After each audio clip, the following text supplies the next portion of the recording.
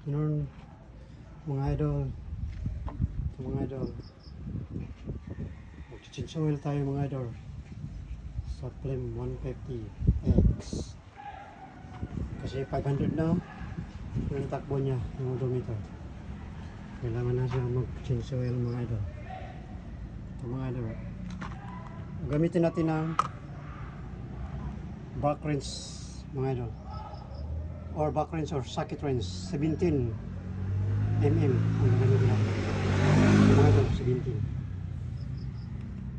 mga idol, i-redo natin ang crankcase mga idol.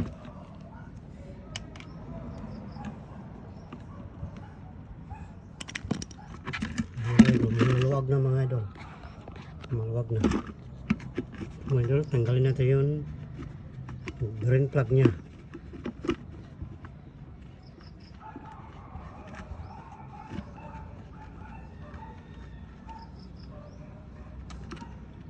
Ito mga idol,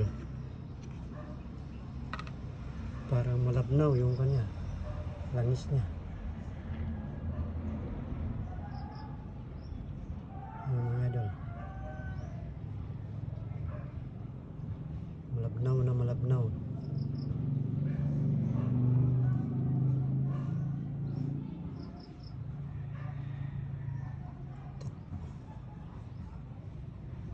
Yan mga idol, patutuloyin muna natin na maigi para matanggal lahat yung langis niya. Tsaka alaala lang mga idol, wag yung pabombahan, wag yung lalagyan ng hangin kasi masasira ang barbola. Yan lang mga idol ang gagawin natin, i-drain na mabuti.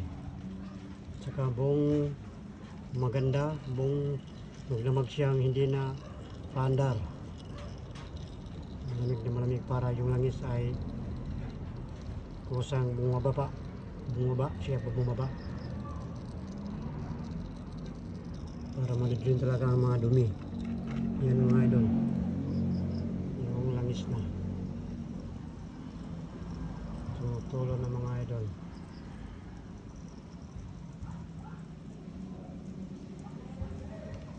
Tsaka gamitin natin langis mga idol. Ito mga idol, gamitin natin mga idol. Yan mga idol, Shell Advance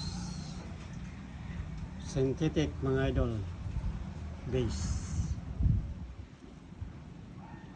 Yan ang magandang gagamitin sa Primex. Yan mga idol, 1.3 mga idol, 1 litro at 300 ml ang gagamitin natin.